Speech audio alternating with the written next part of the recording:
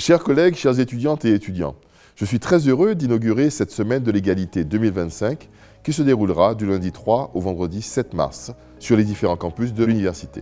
L'égalité entre les femmes et les hommes est une des valeurs clés de l'Université Paris-Saclay qu'elle promeut et défend depuis sa création, car l'égalité femmes-hommes est une question d'équité, de justice sociale, d'équilibre, de bien-être et de développement de notre société.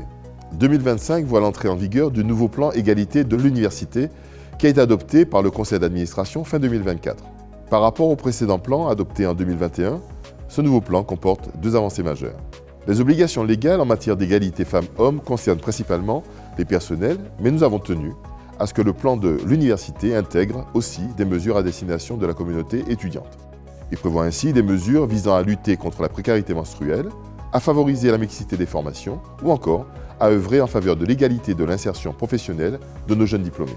Ensuite, et grâce à la constitution et l'animation d'un réseau de référentes et de référents dans les différents établissements, ce plan intègre des mesures pour tous les publics et établissements de l'université, les facultés, les IUT, les écoles et les universités membres associées. Le réseau des référentes et des référents a en effet permis le partage de bonnes pratiques. Par exemple, l'université créera un prix récompensant un travail de M2 ou de doctorat sur le genre, ouvert à différentes disciplines. Ce plan s'articule en 5 axes. Le premier concerne la gouvernance de la politique d'égalité et la communication sur ce sujet et vise à ancrer l'engagement de l'université sur le long terme et à sensibiliser l'ensemble des communautés.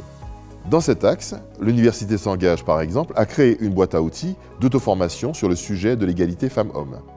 Le deuxième axe porte sur l'articulation entre vie privée et vie professionnelle.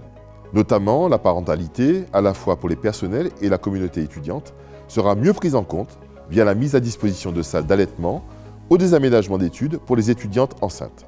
Le troisième axe concerne l'égalité d'accès aux études, à l'emploi et aux responsabilités. Des mesures permettent de rendre nos processus de gestion des ressources humaines les plus équitables possibles, par exemple en sensibilisant l'ensemble des jurys au biais de genre. Il contient également des dispositifs visant à favoriser la mixité des formations et l'égalité dans l'insertion professionnelle de nos jeunes diplômés, par exemple en proposant des ateliers de formation sur la négociation salariale.